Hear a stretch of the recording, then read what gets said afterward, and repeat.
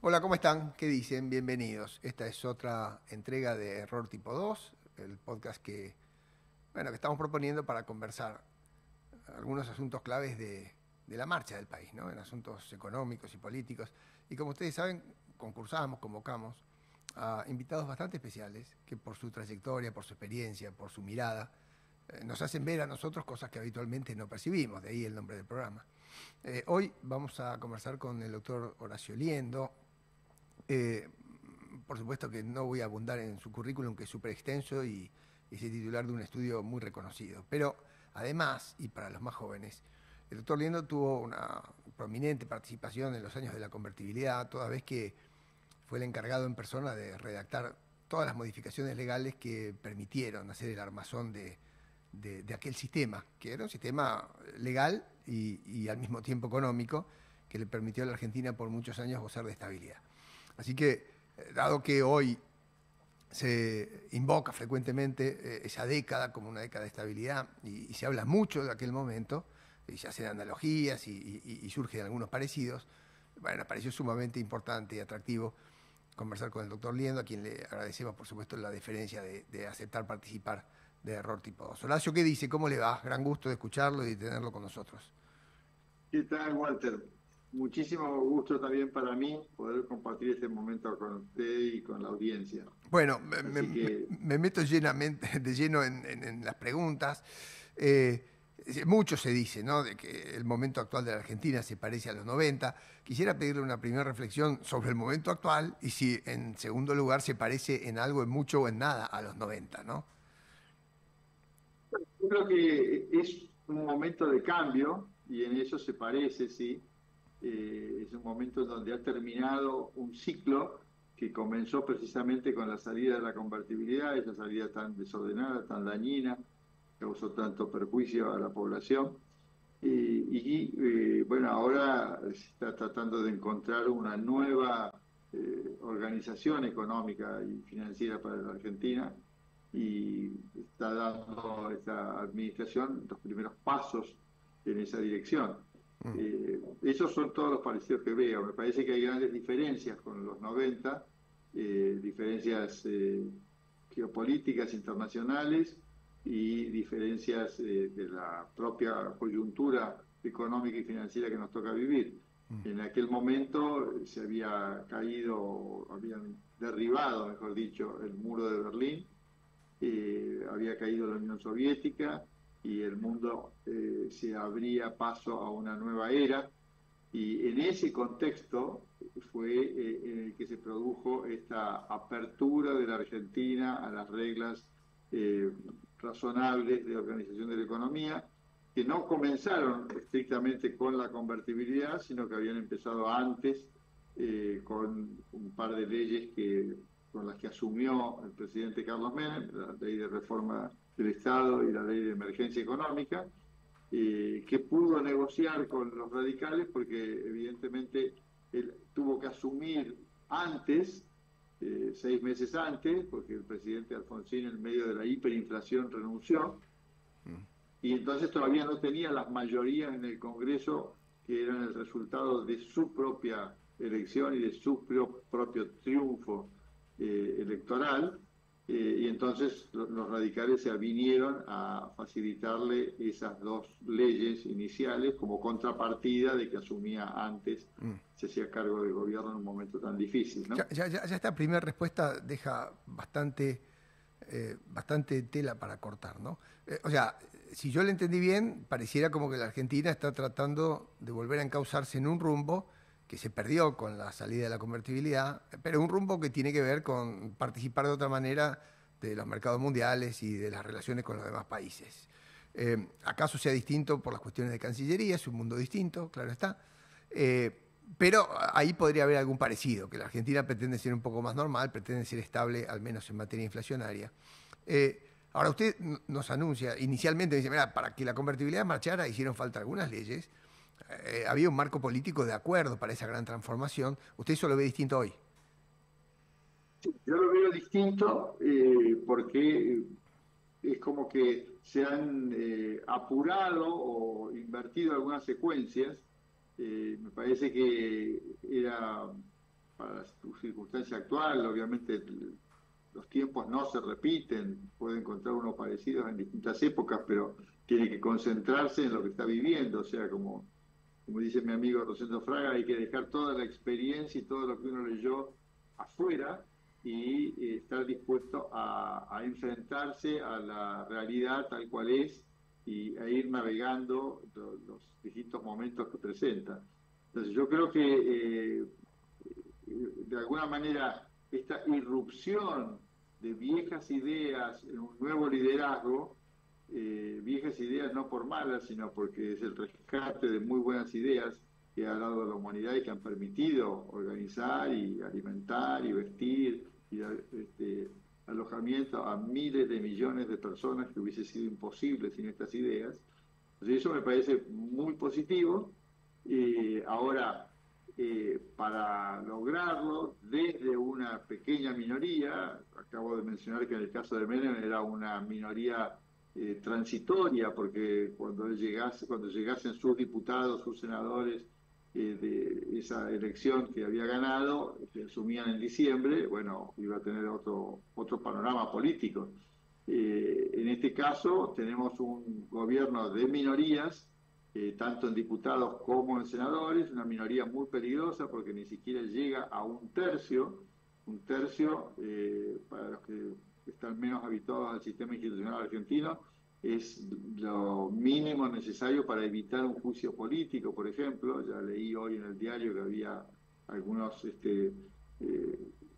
abogados de la oposición que estaban planteándolo, y van apenas 2 o 3 meses de la administración activa, con lo cual se vienen momentos difíciles, no solo en lo económico, sino en lo político institucional. Y esas alianzas son muy importantes para sostenerse en el poder. O sea que uno tiene que estar atento a que la economía nos somete a ajustes y a reacomodamientos dolorosos, por cierto, pero también la política tiene sus reglas y puede haber un desgaste que, ni bien la oposición se rearme, porque está muy desmembrada, podría también traerle otros costos al gobierno, ¿no? Eso lo entiendo de esta manera. Ahora, aprovechando su conocimiento jurídico, pero también económico y su experiencia, el presidente cuando asume acá viene con la promesa de dolarizar, ¿no?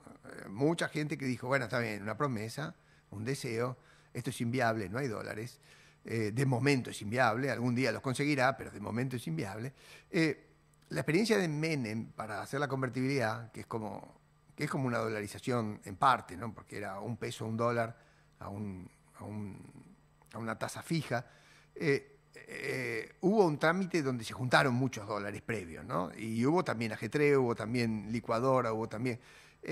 ¿Usted ve este momento como que la Argentina puede ir hacia una dolarización o no? Porque eso dijo el presidente, pero si uno mira lo que está haciendo Caputo, ve otras cosas, ¿no? Ve otras políticas que no necesariamente parecen estar en línea con la dolarización. No sé qué lectura hace usted de este tema. Yo creo que la dolarización fue una gran herramienta electoral. Es un concepto simple, no era la convertibilidad, es decir, no dijo la convertibilidad que hubiese traído toda una discusión sobre la entrada y la salida y todo ese otro debate que tiene la convertibilidad, sino que planteó una cosa diferente desde lo electoral, pero sencilla de entender, de comprender, y que lleva al imaginario colectivo a suponer que a fin de mes va a tener dólares en el bolsillo, lo cual siempre es agradable. Entonces eso le trajo esta parte de su popularidad, era la casta y la dolarización, las dos principales herramientas de la campaña electoral. Ahora, la dolarización como reforma monetaria en sí misma, para un país de las dimensiones de la Argentina, no solo territoriales, el 7º o el 8º país del mundo en dimensión, sino también en el tamaño de su población, en el tamaño de su sistema financiero potencial, etcétera, no es el mejor sistema. Es un sistema que tiene muchas limitantes, incluso más limitantes que la convertibilidad, porque la convertibilidad por lo menos permite disponer de las reservas que se va acumulando con los pesos que la gente utiliza. O sea, para poder emitir pesos hay que tener reservas en el Banco Central, y esas reservas son un activo del país que genera intereses y que permite compensar los intereses que paga por la deuda. En fin, tiene una cantidad de ventajas estratégicas. Y además la convertibilidad argentina, a diferencia de la época del patrón oro, permitía que la moneda patrón, o sea el dólar, también circulara voluntaria y libremente, con lo cual teníamos un sistema bimonetario en el cual la moneda local era convertible y la moneda extranjera se podía utilizar. Aquel sistema fue defolteado por la dirigencia política del país y por la sociedad, que después tuvo forzosamente que apoyarlo, ¿no? Espere. Un segundo, porque ya me venía otra pregunta a propósito de la dolarización, pero ya que usted dice o menciona la salida de la convertibilidad, que fue muy tumultuosa, y yo diría trágica para la suerte económica de los siguientes años, una pésima salida. ¿Por qué la convertibilidad no hace pie? Usted dice que la clase política se empeñó en derribarla, pero ¿no estaba un poco horadada en alguno de sus cimientos también? Yo diría, no solo la clase política, sino el establishment en general. Okay. Fundamentalmente, como dijo Pedro Pou, presidente del Banco Central en aquellos años, fue una conjura de los deudores, ¿no? Porque ahí lo que ocurrió fue que la gente que debía plata en dólares terminó pagando licuada en pesos, deuda, claro. En pesos, a una quinta parte de su valor, cuarta parte de su valor, y obviamente eso significó una tragedia para los depositantes, que perdieron liquidez, perdieron parte de sus ahorros, y para todo el país, ¿no? No, hay credibilidad para todo el sistema bancario, me imagino, después. Claro, ¿no? Ahora, la convertibilidad yo creo que no, obviamente afrontaba una crisis importante, muy importante. Habíamos superado crisis anteriores, como había sido la del tequila, del sudeste asiático, etcétera. Esta tocaba más cerca porque Brasil acababa de devaluar, antes lo había hecho Rusia, había caído en default, entonces empieza a subir el costo del dinero, la gente se asusta y retira depósitos de los bancos. Si uno mira el año 2001, en el año 2001 teníamos un gran superávit comercial, o sea, la moneda desde ese punto de vista no estaba atrasada en su valor, en mi opinión. Tuvimos un superávit del 25% de las exportaciones y un récord de exportaciones, el mayor de todo el periodo de la convertibilidad. Cavallo había logrado llegar al déficit cero después de un comienzo más digamos, desordenado de su propia gestión en el año 2001, pero al fin de año, entre la ley de déficit cero y la reestructuración de la deuda, consigue el equilibrio fiscal, o sea que para el año 2002 íbamos a estar en equilibrio, la deuda estaba reestructurada prácticamente, toda la local, que era la más difícil. ¿Y qué tuercas se aflojaron? ¿Y qué el programa hubiera podido seguir?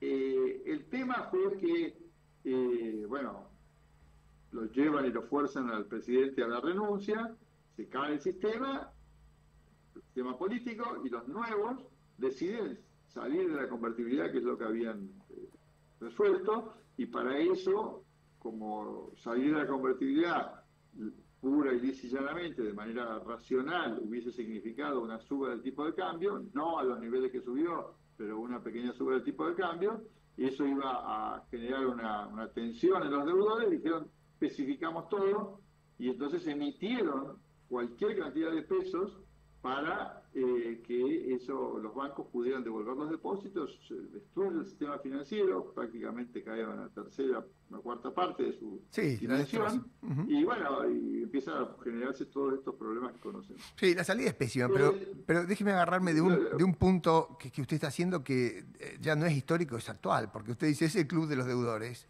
es el establishment, es un grupo bueno, me imagino que de empresas, básicamente, porque esos eran los deudores que estaban empujando. Cuando el presidente actual dice, mirá, acá hay una casta, una palabra que podemos poner entre comillas, podemos subrayar, podemos tomar con precaución, acá hay un establishment, digo yo.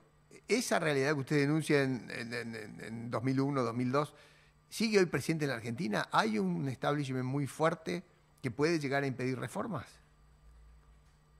Yo creo que hoy han cambiado algunas de esas cosas, pero hay que mirar el futuro, ¿no? El establishment que hay, que es un establishment que vive de la inflación, es diferente al del 2001, que estábamos en estabilidad. Entonces, en aquel sistema, bueno, las grandes empresas empezaron a tomar, como era lógico, préstamos en los bancos, Sí. que después encontraron dificultades en este año 2001 para devolver, y bueno, ocurre lo que acabo de explicar. En la situación actual no tienen préstamos tomados de los bancos, o son muy pocos, porque los bancos no dan préstamos, porque el tamaño que tiene el sistema financiero es tan pequeño que solo da algunos préstamos de consumo, que son los que tienen mayor rentabilidad, y luego le presta al Banco Central, al propio Banco Central, que quiere retirar pesos y coloca títulos digamos, en los bancos, ¿no?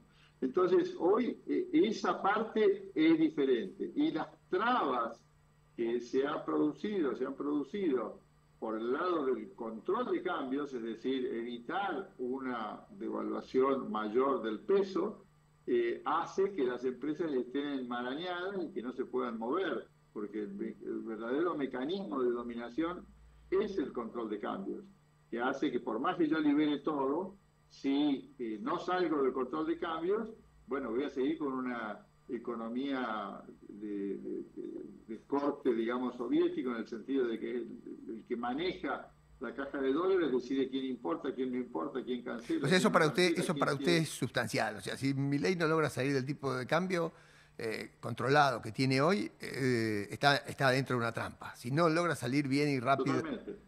eso es crucial. Totalmente. ¿Y cómo se imagina esa creo que salida? sí. Porque digo, yo la veo difícil la salida del tipo de cambio, ¿no? Digo, el presidente tiene unos controles, incluso yo creo que el tipo de cambio se ha atrasado en este último tiempo, o la economía, si quiere, se ha encarecido en el último rato, pero no la tiene tan fácil para salir de... Primero porque no tiene tantos dólares, y segundo porque se ha valido, no solo que ha puesto controles en el tipo de cambio, sino que además se vale de impuestos al comercio exterior, ¿no? Retenciones, impuesto país, tasas de estadística. El sistema recaudatorio argentino está dando vueltas alrededor de ese control también. ¿Cómo se sale de ahí? Porque yo no lo veo fácil. Bueno, ese es el verdadero nudo gordiano de la situación.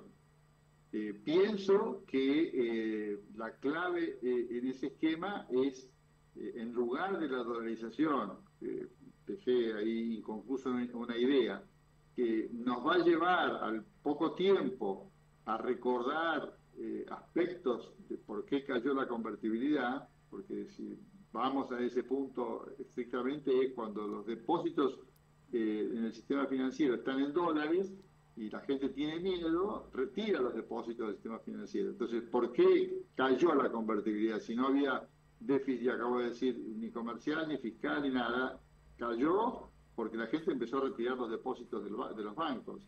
Cuando retiró los depósitos de los bancos, la tasa de interés en dólares empezó a subir dramáticamente. ¿Por qué no ocurriría eso si todos los depósitos de los bancos son dólares? Obviamente que también cuando la gente tenga miedo por cualquier circunstancia va a retirarlo.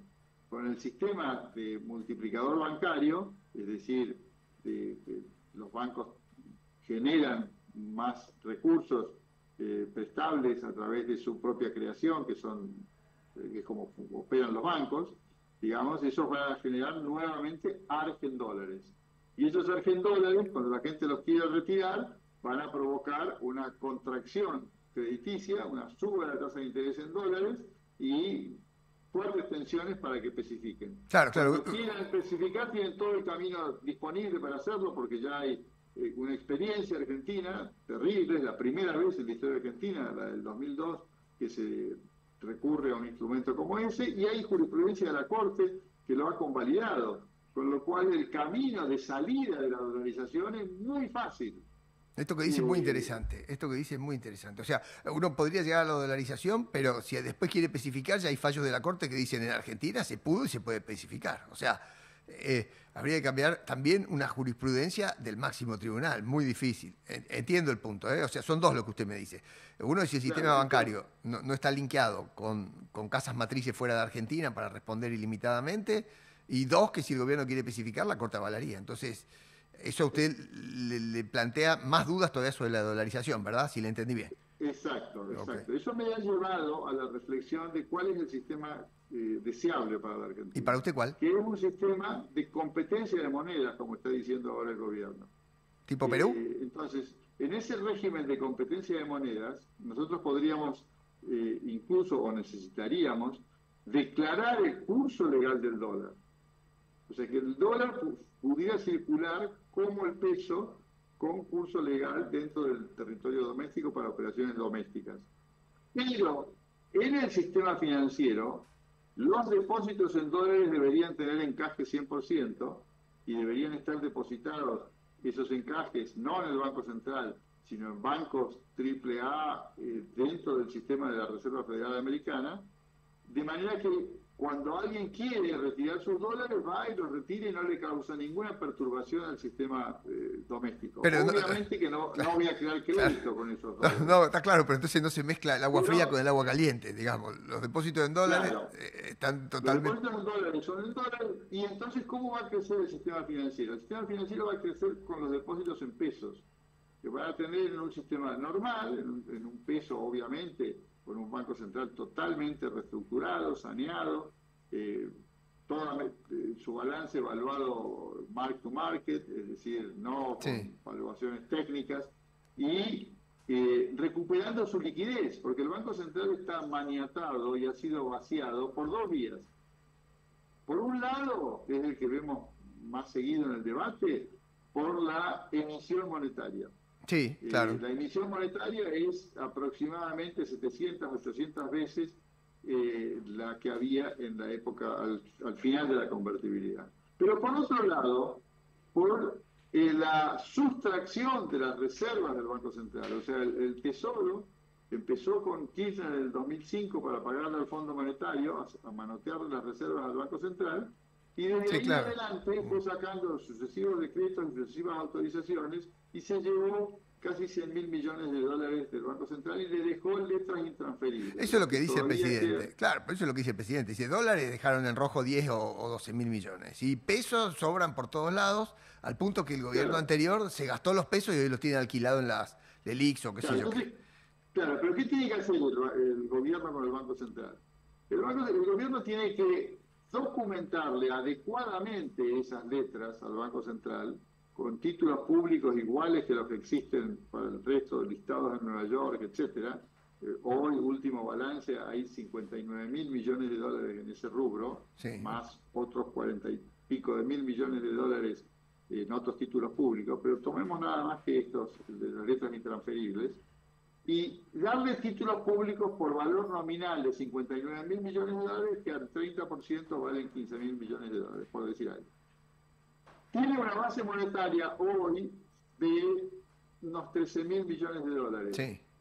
Entonces, con ese sistema, el Banco Central entra en una flotación libre, limpia, en donde maneja la oferta monetaria para que se calce con la demanda de dinero. Horacio, eso es más o menos... Cuando la demanda de dinero cae, obviamente vende títulos públicos, retira pesos. Cuando la demanda más pesos, compra títulos públicos. Como si fuera la Reserva Federal, claro.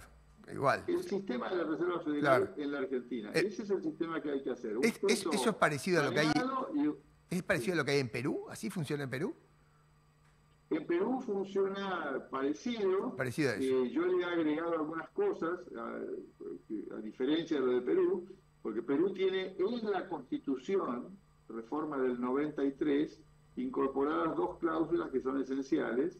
Una, la garantía a la población de mantener y disponer de monedas extranjeras, con lo cual no hay control de cambios posible, es inconstitucional. Y dos, que el Banco Central no le puede prestar al Tesoro. En la Constitución de Perú. Mediante la compra de títulos públicos en el mercado secundario. En la Constitución, ¿sí? O sea, tiene rango... Eso es la Constitución. Okay. Como nosotros no lo vamos a tener en la Constitución, la declaración de curso legal del dólar nos permite dar una señal de que no va a haber control de cambio en el futuro, porque las dos serían monedas locales. Claro, entiendo. ¿No? Entonces, con esa regla es como que tratamos de emular Ya, la sensación que tiene un inversor ya en Perú. veo, Horacio, que se tomó todo el tiempo, al igual que en los 90, para diseñar el armazón jurídico de un posible cambio de sistema monetario, ¿no? Veo que le ha puesto mucha atención, paciencia y conocimiento. Ahora, para llegar a algo así, uno tiene primero que alcanzar una suerte de equilibrio. Y digamos las cosas como son, el gobierno le debe a los bancos y los bancos a los depositantes unos 30.000 millones de dólares. Olvidémonos de la base monetaria, hablemos de los pesos que están remunerados. Tuvo que hacer un ajuste fiscal el primer trimestre furioso, un ajuste fiscal de caja, que muchos dudan sobre su sustentabilidad, y apenas compró reserva para devolverle algo a los depositantes en dólares, porque le dejaron la caja no vacía, sino roja. Digo, le faltan, llegó y debía guita en dólares. Entonces, cuando uno se imagina cómo volvemos a establecer una suerte de equilibrio monetario, parece difícil que el gobierno pueda salir del cepo. A mí se me hace difícil, se me antoja, porque si saliera del cepo, existe el riesgo que temía Milei, digo yo, de que los pesos que están en los bancos se le vayan al dólar y le generen ahí una apuesta de espalda, un bote que se le da vuelta. O sea, ese riesgo él lo tenía en la cabeza cuando llegó. Por eso se me ocurre que devaluó y puso nuevamente cepo. ¿A usted se le ocurre cómo debiera intentar salir de esta situación? A menos de estar transitando por una recesión furiosa que se instaló para tratar de sincerar algo y sincerar sobre todo precios relativos.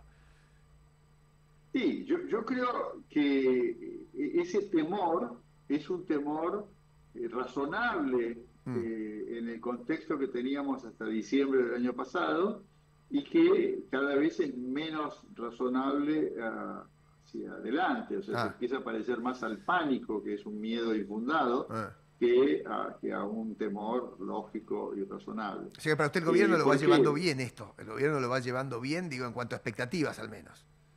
Yo creo que sí, el gobierno lo va llevando bien, eso en cuanto a expectativas, Sí. y hay que, llegado el momento, salir de este régimen. Esa salida del régimen actual implica efectivamente, como señala, abandonar malos impuestos como el impuesto país y otros que afectan esta situación, ¿no? Entonces, la salida del régimen supone que la transabilidad entre pesos y monedas extranjeras tenga costo transaccional cero. Sí, que uno switché muy fácilmente, claro. Me paso de una a otra, las dos valen igual. Sí, las Run dos valen cost, igual, ¿no? las dos valen igual. Exacto, los dos, el costo transaccional es mínimo. Solo habrá costos privados, por supuesto, pero no costos Sí, impositivos. pero las dos son monedas de verdad. O sea, usted elige una u otra y se pasa de una a otra con total facilidad. El sistema jurídico debiera garantizar eso. Exactamente. Sí, sí. Entonces, cuando eso ocurre, bueno, ¿por qué la demanda de pesos va a caer? La demanda de pesos debería aumentar eventualmente. Puede ser que algunos quieran pasar al dólar, no hay ningún problema, algunos pasarán al dólar, pero con este mecanismo de que el Banco Central va a retirar los pesos que sobren a través de la colocación de los títulos públicos que le devolvió el Tesoro al Banco Central en lugar de las letras intransferibles, va a poder manejar esas variables para que no se le desboque una ni otra. Pero ojo, sin manejar el tipo de cambio. No se trata acá de que el Banco Central sustituya al mercado. Se trata simplemente de que atienda a la demanda de pesos, que no haya exceso de pesos. Sí, como hace un banco central normal. Lo va a hacer el mercado solo. No hay que ocuparse Lo que de usted dice nada. es como hace un banco central del mundo, salvo que la diferencia es que el dólar, en vez de ser moneda internacional, acá sería moneda interna también, hasta donde yo entendí. Entonces, ese libre juego sería acá. Pero me deja abierta la puerta para preguntarle por el tipo de cambio, ¿no? Porque digo, ahora nosotros tenemos un cepo, no sabemos cuál es el tipo de cambio. Hay probablemente en Argentina dividendos retenidos, hay importaciones que se pagan en 4 veces, se colocaron unos BOPREALES que son deuda de alguien, del Tesoro, del Banco Central, pero son deuda de alguien para adelante. La tasa en pesos ha bajado, pero en dólares es una tasa que sigue siendo atractiva para quienes quieren seguir colocados en pesos sin mudarse al dólar todavía. Pero yo siento, y algunos economistas dicen, que ya se va gestando un atraso cambiario. De a poquito, de a poquito, de a poquito. No sé si este dólar le sirve a la soja para exportar. Cuando uno se fija en muchos precios internos, están muy altos. Digo, es más, precios comparados en materia agropecuaria también. Digo, el productor que exportara no tiene fácil comprarse un tractor o un alambrado o lo que fuera, está muy caro. Argentina está muy trancada en eso. ¿Usted cómo ve el tipo de cambio, que es un precio tan trascendente para el funcionamiento del país? Bueno, es difícil saberlo, ¿no? Por supuesto, pero yo creo que el tipo de cambio en un esquema libre tiene la gran ventaja que cuando sube el tipo de cambio, es decir, cae el peso, bueno, las exportaciones se hacen más competitivas y entonces, yendo de nuevo al costo transaccional cero entre una moneda y otra, es muy fácil ingresar dólares para poder utilizarlo para mejorar o aumentar las ventas de exportaciones que se hicieron Sí, claro, competitivas. se dice la economía se Entonces, encarga sola, sí. el equilibrio general Vuelve. va a hacer que el tipo de cambio sea un tipo de cambio razonable. Ahora, ¿por qué tenemos tanta inflación en dólares? No hablo ahora de la inflación en pesos. ¿Por qué tenemos tanta inflación en ¿Por dólares? qué? Bueno, porque teníamos precios en dólares muy baratos comparados con el resto del mundo. Entonces ahora ha habido un overshooting del peso de alguna forma que ha desacomodado y efectivamente yo coincido que a este ritmo de un crawling peg de 2% y una inflación, dejemos los 2 meses de 20%, de 13, 14, 15%, 10, 9, o lo que fuese, es insostenible en un periodo relativamente corto de tiempo, ni siquiera largo. Entonces, el equilibrio que va a dar un tipo de cambio libre, al principio nos va a volver a poner en un cimbronazo porque fueron demasiado, digamos, duros con el crawling peg, fue demasiado corto para la inflación que iba a producir las propias medidas que habían adoptado. Y en consecuencia, cuando se libere, es posible que si van los importadores, van los que quieren pagar el dividendo y demás, bueno, van a generar una demanda en el mercado de dólares, pero también va a haber una oferta en el mercado de dólares que le estamos viendo y que por ahora se está encontrando que no hay compradores y que en consecuencia baja el tipo de cambio y bueno, lo que está ocurriendo, están subiendo los precios en dólares. Me vienen dos últimas preguntas. Una a propósito de esto que usted acaba de decir, una que me había quedado pendiente de antes. Las dos tienen que ver con su larga experiencia en el gobierno, ¿no? Digamos, voy a apelar a su mirada no tan solo jurídica y económica, sino también política de esto. Si Milei, ahora para salir de este cepo, le toca devaluar, o el mercado devalúa, no importa, supongamos que él libera, y el dólar pega otro brinco, bueno, van a pasar dos cosas. Algunos precios se van a tener que volver a acomodar para arriba, como los combustibles o qué, seguramente. Y al mismo tiempo, la gente va a volver a sentir un cimbronazo, ¿no? Entonces, y ahí difícilmente haya quien echarle la culpa, porque Milei bajó la tasa, licuó y volvió a poner cepo, ¿no? Entonces, si vuelve a intentar un sinceramiento cambiario a lo que en realidad hace falta que sea, que es la liberación del tipo de cambio, en caso de que esto se vaya para arriba, va a tener que dar algunas explicaciones y va a tener que hacerse cargo de algunas consecuencias, además del tiempo que esto demande, ¿no? Eso, primer pregunta, si eso le preocupa. Y le dejo planteada la segunda pregunta, así voy por sus dos respuestas. Todo lo que estamos hablando, lo que hemos hablado, ha tenido que ver con cuestiones monetarias, algunas fiscales, de urgencia o de emergencia, para tratar de cortar los déficits. Pero usted ni bien empezó la nota, dijo, mira, acá hacen falta algunos consensos políticos y nosotros tuvimos reformas estructurales muy grosas. La pregunta es, la segunda pregunta, que ya no tiene que ver con lo político y lo social, sino estrictamente con esta cuestión de reformas estructurales, ¿hasta dónde lo que Milei está haciendo ahora tiene algún sentido si no logra hacer un pie de apoyo en reformas estructurales y cuáles serían esas dos o tres que son imprescindibles? No, lo que está haciendo siempre tiene sentido porque va digamos, en la buena dirección. Ahora, esas reformas estructurales tienen que ver con cuestiones fiscales Sí. y de precios, fundamentalmente. Hemos perdido en Argentina, durante el kirchnerismo, la imprescindible orientación de los precios para la asignación de los recursos en la economía. Y uno de esos precios más importantes a estos efectos es el de los servicios públicos. ¿Por qué es tan importante? Bueno, primero porque sin tarifas rentables no hay inversión y lo que más necesita la población, sobre todo la que tiene menores recursos, es servicios públicos adecuados. El que tiene recursos puede sustituir la falta de servicios públicos por servicios privados, en gran medida. En cambio, el que está obligado a vivir con los servicios públicos y de ellos, obviamente necesita que se pague el precio real y no un generalizado subsidio, porque de la otra forma termina en una gran inflación que también afecta más a los sectores de menores recursos. Ahora, cuando se aumentan las tarifas de los servicios públicos para llevarlas a su precio real, sin ningún abuso al precio real, ocurre, además de lo que acabo de decir, un segundo efecto, que es el de la recuperación de la recaudación impositiva, porque ahí la evasión es cero y todo eso que está generando esa actividad obviamente permite aumentar los ingresos, tanto del Estado Nacional como de los estados provinciales, y sustituir malos impuestos como el impuesto país, el impuesto de los créditos y débitos bancarios y otros impuestos de ingresos brutos y otros que realmente conspiran contra el objetivo de la competitividad. Argentina tiene un enorme desafío por delante, que es integrarse al mundo con todo su potencial.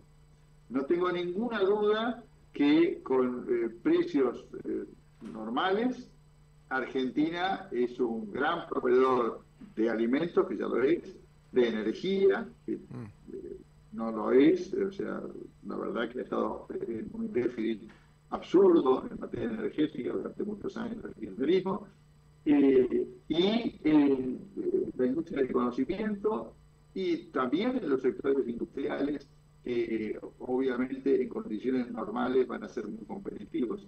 Entonces, lo que Argentina necesita es salir de este nudo gordiano en donde está todo el país atrapado del control de cambios. Claro, claro. No, ya entendí. Hay que sincerar, todos los precios a como dé lugar, y aunque cueste, incluidos los servicios públicos, si no nos quedamos sin servicios públicos. Eso lo entendí. Ahora, justamente lo conecto con la pregunta que me quedó en el medio, como un sándwich. Todo ese esfuerzo, todo ese ejercicio, todo ese sinceramiento pega en el bolsillo de la gente, ¿no? Digo, o por recesión, o por salario, sí, o por desempleo. Digo, y ese punto que dejé para el final y que es el más difícil, porque Milei tiene mucha aprobación por la promesa de estabilidad, porque la gente está cansada de todo lo anterior, porque los fracasos fueron múltiples.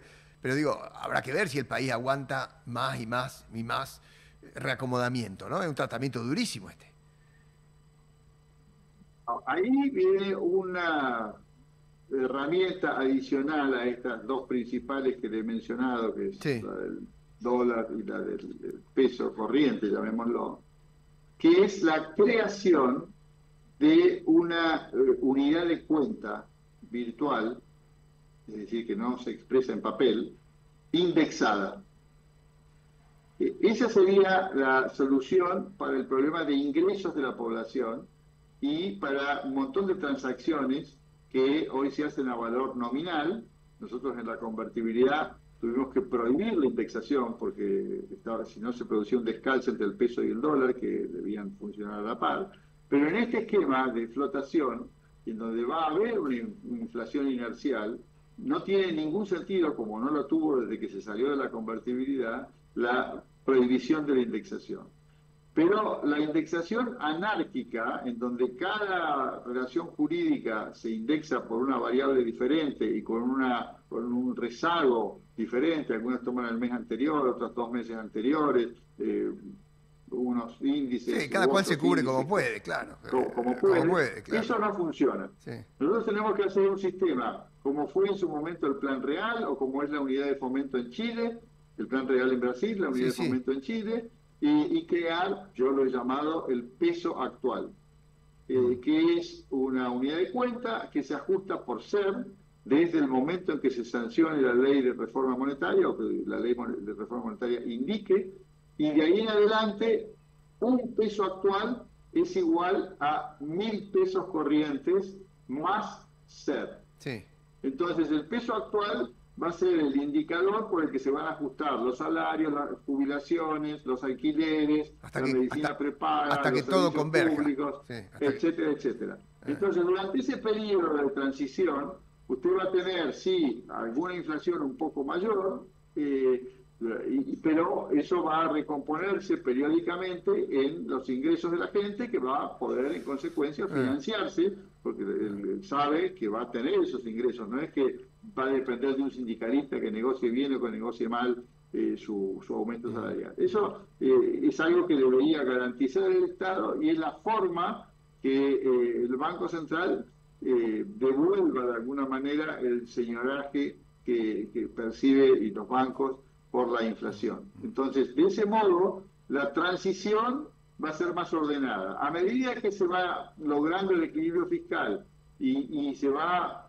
digamos, logrando que la oferta monetaria se iguale a la demanda de dinero, la inflación de base va a ir desapareciendo, y de todas maneras, como siempre, va a quedar una inflación de 2-3% anual, como tienen los países del resto del mundo. Le va a seguir siendo útil mantener el peso actual, porque es una unidad de cuenta que en operaciones de largo plazo permite mantener el ajuste del valor real del dinero. Doctor, como me esperaba, ha introducido una serie de temas que por hoy están ausentes de la discusión política argentina, o porque tenemos otras urgencias, o porque lleva poco tiempo, o porque el zapato apretará y los pondrá sobre la mesa. Pero le agradezco mucho, porque la claridad de las ideas siempre ayuda a repensar mucho el contexto en el que estamos, ¿no? Así que para nosotros un gusto, un honor y enriquecedor, como siempre, hablar con usted. Ha sido muy, muy, muy, muy amable con nosotros. No, gracias a ustedes por el interés. Que pase bien. Y a usted particularmente, Walter. Un abrazo grande, doctor. Afecto. Muy amable, es recíproco. Muchísimas gracias. Bueno, conversé con el doctor Horacio Liendo, tremendo abogado y además buen economista. Y lo que él plantea fue, bueno, lo que volcó acá sobre la mesa es la experiencia de la instalación de la convertibilidad. No es fácil cambiar un régimen monetario, no es fácil hacer reformas estructurales, no es fácil salir de un régimen que está fundido. No es fácil técnicamente. La implementación demanda discutir cosas muy finitas, ¿no? La Argentina no llegó a eso, no sé si la clase política está a la altura de eso, pero nos dejó un desafío para seguir pensando y cumpliendo con el objetivo de este encuentro, ¿no? O sea, pensar cosas que en general no se piensan. Nos reencontramos la semana que viene.